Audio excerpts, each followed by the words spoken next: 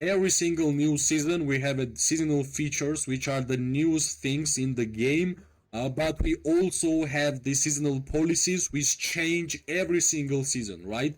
Why it's so important to know how to build the policies? Because if you are going to make a mistake, you have to reset your policies, and resetting your policies means all the progress you have done will be removed, and plus all the prestige you have used will be also removed, right? Why it's also important? Because at the start of the KVK, everybody's prestige is on zero, so you basically have to collect them, and you won't gonna be able to max out everything what you want at the start, especially. So this video will be for every new season of Stripe 5 KVK players, for you guys to understand how to build the policies in a way that it will be great progression from the start to finish, right? Here we have some new additions, some old policies also, which we're gonna discuss. So let's start. Mainly, when you start the game, early game policies are during the start, at the start of the policy section. Chain of command, increase SP recovery, prestige gain, and we have stamina limit bonus, right? How would you start? I would go 8 levels on spread of the word.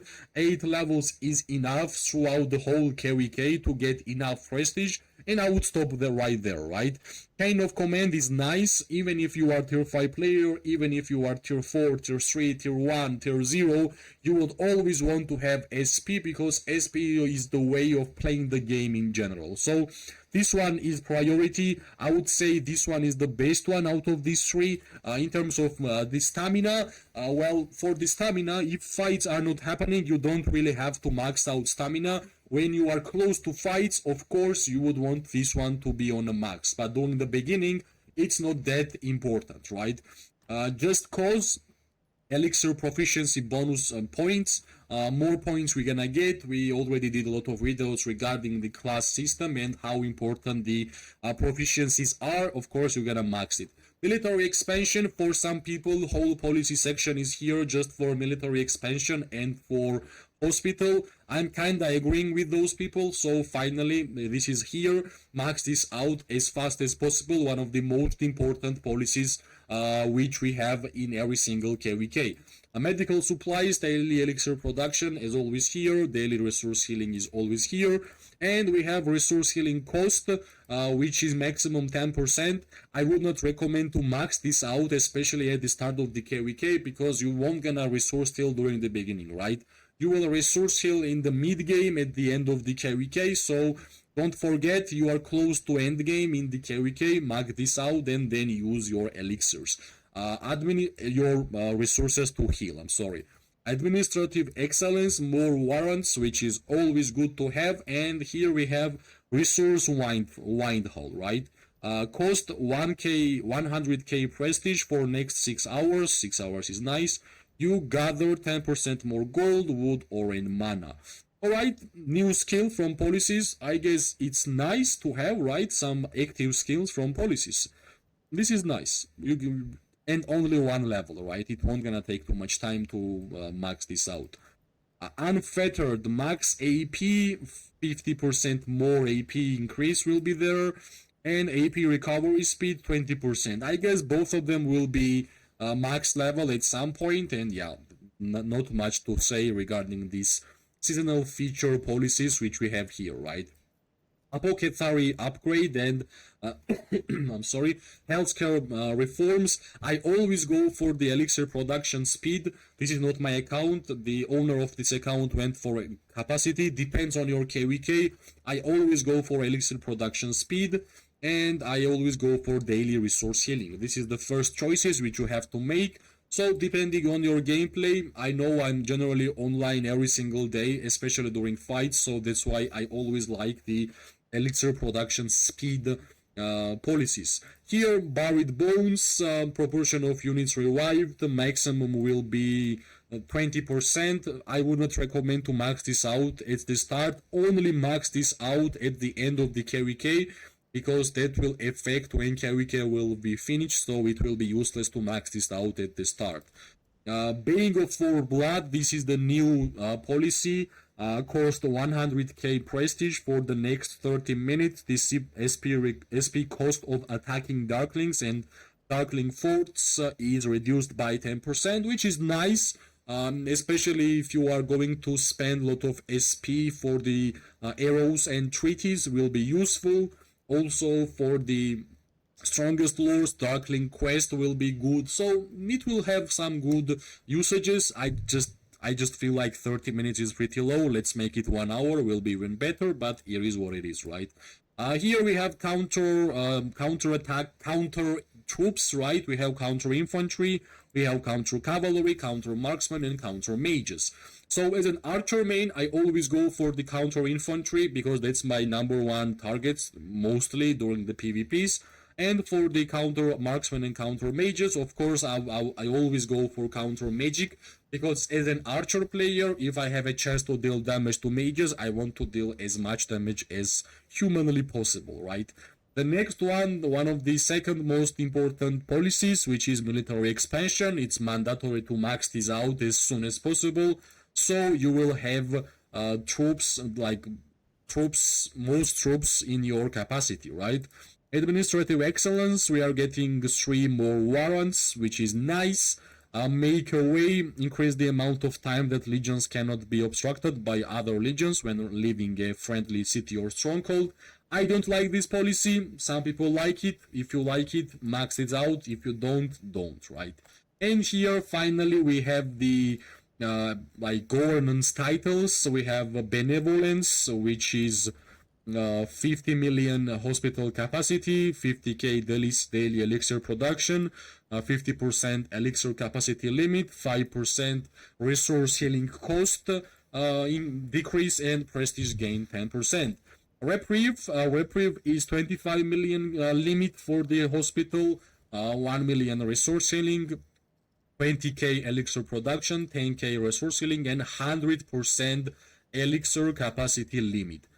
Diligence is 20 million, 5 million is healing limit, 20% is resource healing cost, and stamina limit is 50%. Basically, if you are tier 5 player and you have problems with your Maggot and Zaida stamina, you will always go for Diligence, because this 50% increase stamina limit is amazing, plus 20% resource healing is great. So for tier 5 players, I would only go for the Diligence. For tier 4 players, I would only go for Reprieve. Basically, when my KVK will start, I will be going for Reprieve for sure. I like this capacity limit. Also, if we had 50% resource healing cost, would be even better, but I guess this elixir capacity limit does all the job, right? So yeah, for tier 5's Diligence, for tier 4's Reprieve, pretty simple, pretty easy. Let's go. Light of the Beacon, rally army damage increase up to 10%. Captain of the Guard, the Garrison Legion damage to 10%. I would not really advise you guys to max this out, because if you are tier 4 player, you won't gonna be the rally leader or garrison leader. So just make it so you will be able to continue to progress to the policies tree. And here we also have choice: daily elixir production speed or elixir production speed, daily elixir production or production speed. As I have mentioned, if you generally play Call of Dragons on a daily basis, I would always go for elixir production speed, because you will be able to click on this heal button as much as possible on a daily basis, and that will give you more value, right? I always go for the elixir production speed in policies from the day one, basically. Here we have another choice: medical recruitment, and we have medical seminaries. Daily resource healing, yet again, I always go for this one. I might not be that experienced in resource healing in this game, but every single KVK, when there was a policy section, I always went for the daily resource healing. Bitter End, the Legion deals 5% more damage when both sides in a battle have this policy enabled.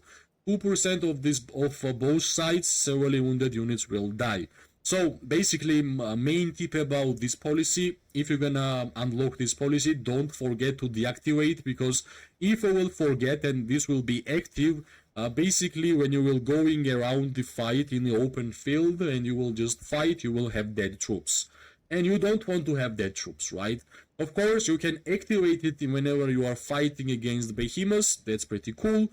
But remember, if you don't want your troops to die, check this bitter end every single time you will go to fight in open field.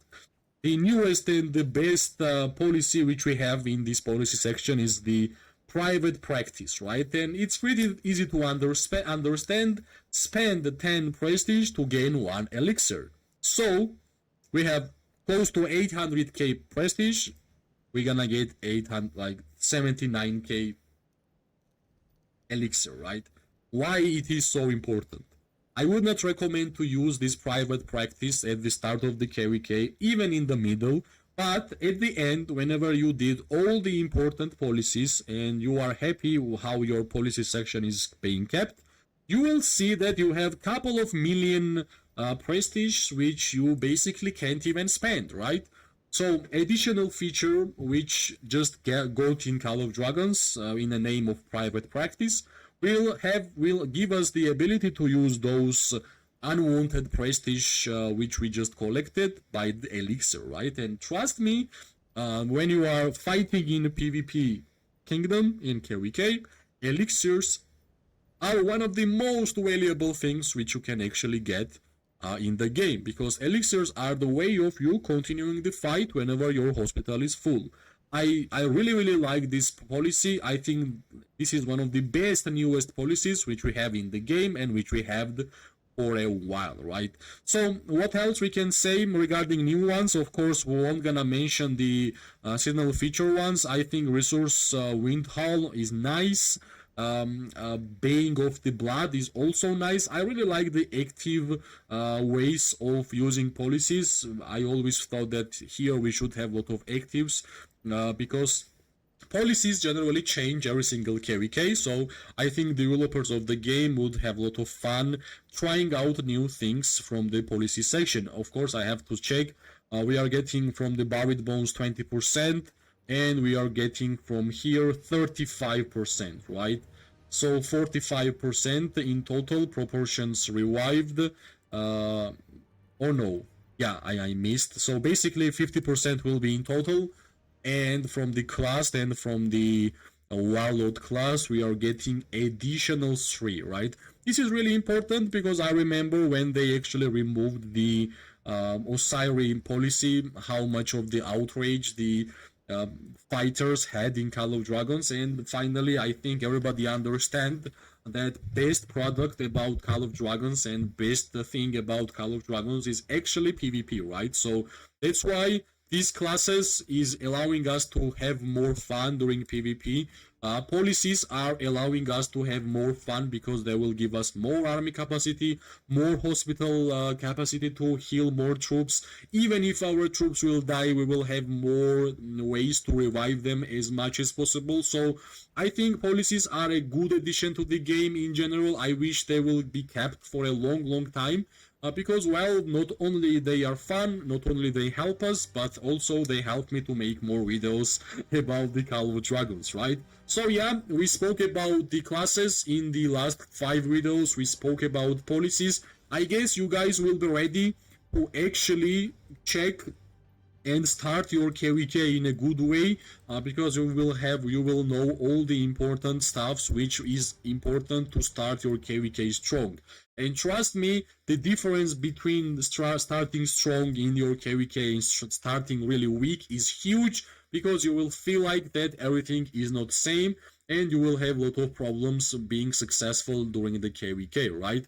Hopefully this video was helpful for you guys. If it was, press like, subscribe, share. It always gives me more and more motivation to make more content for this game. I wish everybody amazing day, morning and night. We are going to see each other really soon. Bye bye and good luck.